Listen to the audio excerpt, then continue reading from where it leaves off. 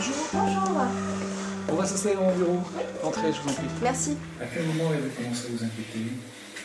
C'était un petit garçon, si vous voulez, je pouvais pas, hormis ses centres d'intérêt, par exemple voilà, jouer aux voitures ou voilà ce qui l'intéresse vraiment, je pouvais rien lui apprendre, je pouvais pas voilà, lui montrer d'autres choses, lui montrer par exemple la nature, il prenait pas son temps par exemple, voilà, il s'en fiche complètement.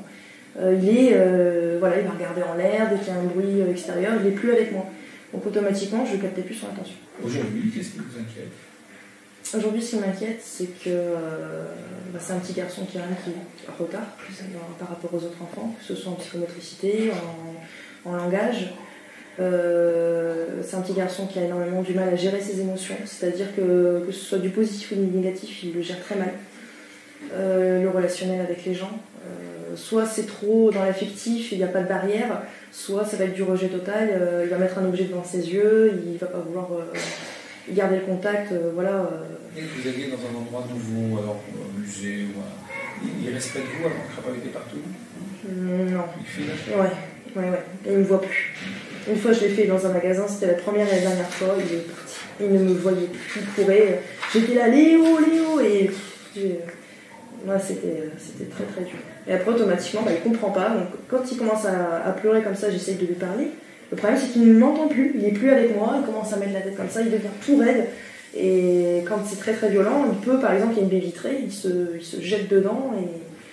Il est préoccupé, intéressé par les lumières? Oui. On passe du temps à allumer et éteindre? Oui. oui, on a mis des cloches sur son interrupteur dans sa chambre. Y a-t-il des bruits qui le gênent, il se bouche les oreilles? Oui. Ça, il est très très très sensible. Par exemple, un dessin animé, il va y avoir un son particulier. Le piano aussi, automatiquement, il va faire comme ça avec sa tête, il va se tourner. Et il faut absolument qu'il cale sa tête contre moi. Ça lui fait trop d'émotions, comme s'il y avait une sorte de rejet. Il aime de se boucher les oreilles? Oui. Et donc, il n'est pas intéressé par les autres enfants? Non, par exemple, il va pas les voir et puis il suffit d'un moment, il se dit tiens, il y a une petite fille à côté de moi, il va commencer à lui toucher les cheveux, il va la regarder qu'est-ce qu'elle fait, mais il va pas directement aller vers les autres enfants. Je vous mets au milieu du bac à sable avec tous les mômes, il est au milieu d'eux. Oui. Il n'est pas avec eux. Non, complètement.